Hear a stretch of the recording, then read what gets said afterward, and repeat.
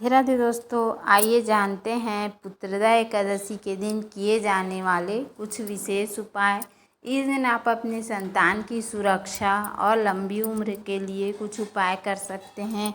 इस दिन आप अपने घर में सुख समृद्धि बढ़ाने के लिए तुलसी माता से जुड़े हुए कुछ उपाय अवश्य करें। तो आइए जानते हैं कि कौन कौन से उपाय हमें इस एकादशी पुत्रदा एकादशी में अवश्य करना चाहिए। तो पुत्रदा एकादशी के दिन संतान प्राप्ति और संतान की खुशहाली के लिए भगवान विष्णु और लड्डू गोपाल की पूजा करनी चाहिए।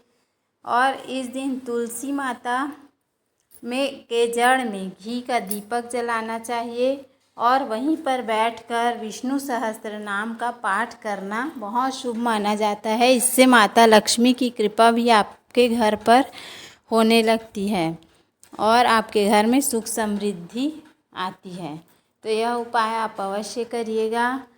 इसके अलावा संतान प्राप्ति के लिए लड्डू गोपाल की पूजा इस दिन अपने घर में अवश्य करना चाहिए। यदि आप व्रत नहीं रखते तो भी आपको यह उपाय या पूजा करनी चाहिए।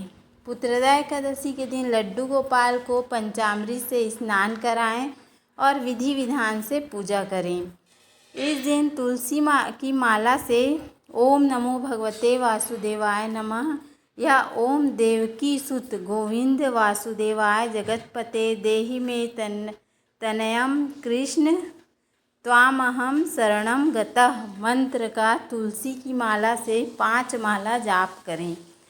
इससे आपके घर में सुख समृद्धि के साथ साथ आपके संतान की सुरक्षा होगी। और यदि घर में संतान नहीं है तो संतान की प्राप्ति भी होगी। लेकिन मन से आप यह उपाय करिएगा। मंत्र जाप। इस दिन पीले फूलों की माला आप विष्णु भगवान को अर्पित करें। इस दिन ज़रूरतमंदों को भोजन वस्त्र या धन का दान अवश्य करें, क्योंकि एकादशी व्रत में दान का बहुत अधिक महत्व है। इस दिन विष्णु सहस्त्र नाम का पाठ करने से घर में सकारात्मक ऊर्जा का संचार होता है।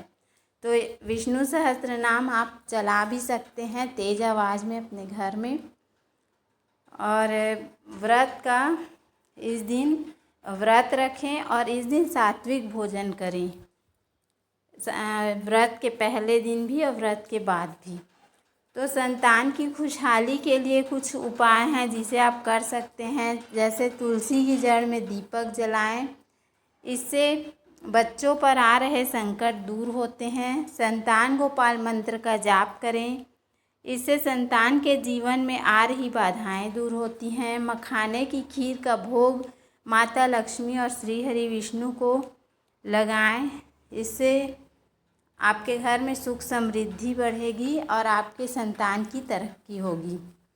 भगवान विष्णु की पूजा विधि विधान से करें और उनको संतान की खुशहाली के लिए प्रार्थना करें। इस दिन संतान गोपाल स्तोत्र का पाठ करें।